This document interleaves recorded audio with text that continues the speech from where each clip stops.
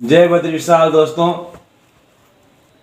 दोस्तों मैं अपने इस YouTube चैनल एस्ट्रोलॉजर पंडित प्रमोद बसलियाल में आपका हार्दिक स्वागत व अभिनंदन करता हूं।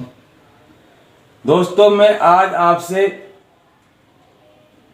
कर्म फल दर्शन का विवेचन अर्थात चर्चा करूंगा।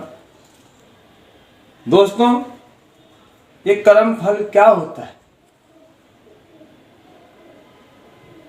इस विषय में मैं आज आपसे बताने जा रहा हूं कि भारतीय आध्यात्मिक दर्शन का आधार भारत का तत्व विज्ञान है और इस विज्ञान का ही भारत के सनातन धर्म के प्रायोगिक रूप है। इसके अनुसार इस प्रकृति का कोई भी इकाई जो भी क्रिया करता है उसका प्रभाव उसके नाविक यानी जीवात्मा पर पड़ता है और उसमें संस्कार बनते हैं। उस जीवात्मा को प्रवृत्ति एवं भाग्य उसी के अनुरूप हो जाता है। यहाँ तक कि मरने के पश्चात अर्थात शरीर नष्ट होने के बाद भी यह जीवात्मा अर्थात नाविक के सूक्ष्म रूप अर्थात बीज रूप में भी संस्कार बने रहते हैं और वह अनुकूल समय पाकर उसी संस्कार के अनुरूप जन्म लेता है और प्रवृत्ति को प्राप्त करता है। इस प्रकार उसे अपने पूर्व जन्मों के संचित संस्कार को भोगना पड़ता है। दोस्तों जो कि कर्म फल बन कहलाए जाते हैं और इस कर्म के फल में भी मानसिक भाव को स्थान दिया जाता है। दोस्तों कर्म फल 3 प्रकार के बताए गए हैं।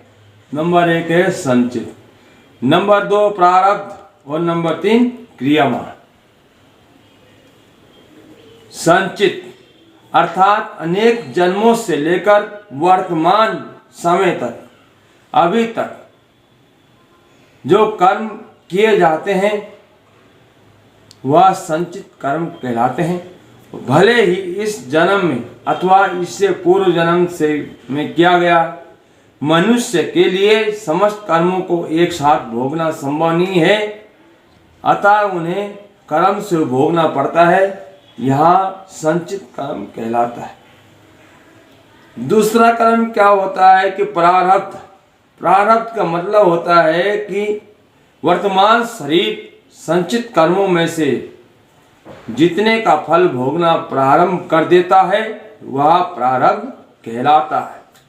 संचित में अच्छे बुरे दोनों कर्म हो सकते हैं, क्योंकि मनुष्य जैसा करेगा वैसा ही ये भरेगा और उसे प्रारब्ध के अंतर्गत भोगना ही पड़ेगा।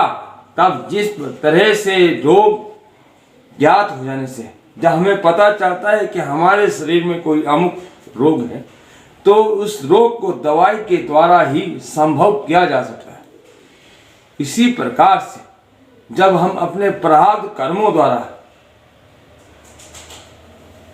परेशान होते हैं, हम सोचते हैं कि हमने तो इस जन्म में ऐसा कुछ कर्म किया नहीं, ना ही किसी का दिल दुखाया और ना ही हमने किसी को कष्ट दिया, तो भगवान हमें कष्ट क्यों दे रहा है?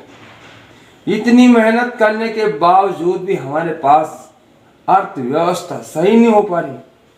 हम इतनी पढ़ाई करते हैं फिर भी हमारे समझ में कुछ नहीं आ रहा, हम सफल नहीं हो रहे। ये क्यों होता है मित्रों? ये हमारे जो है पूर्व जन्मों से लेकर अभी इस क्षण तक किए गए अच्छे बुरे कर्मों के जो फल होते हैं ये उनके ही परिणाम स्वरूप हमें प्राप्त होता है।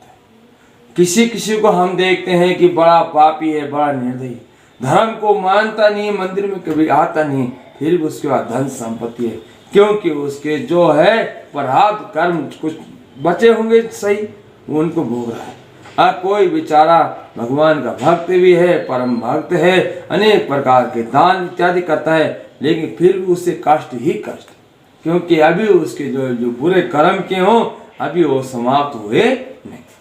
मित्रों अब हम आते हैं प्रारब्ध को उससे ठीक करने क्या प्रकार किया जाता है।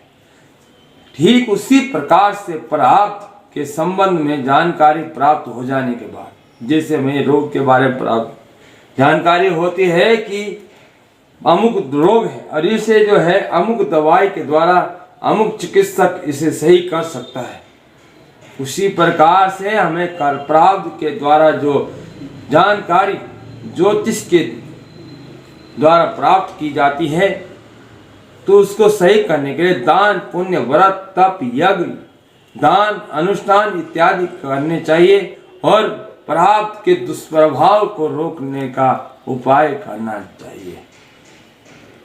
ज्योतिष शास्त्र के माध्यम से प्रारब्ध का ज्ञान प्राप्त होता है और इस शास्त्र की सहायता से भाग्य फल में वांछित परिवर्तन लाने के प्रयास किए जाते हैं। दोस्तों, तीसरा कर्म कहा बताया गया है क्रियामान, अर्थात कि वर्तमान शरीर के द्वारा किए जाने वाले पाप और पुण्य दोनों कर्मों को जो भी हो रहा है उसे क्रियामान कहते हैं। और क्रियामान के अंतर्गत होने वाले शुभ अशुभ कर्मों द्वारा प्रारब्ध का निर्माण बनता है, अर्थात हमारे भाग्य का निर्माण बनता है।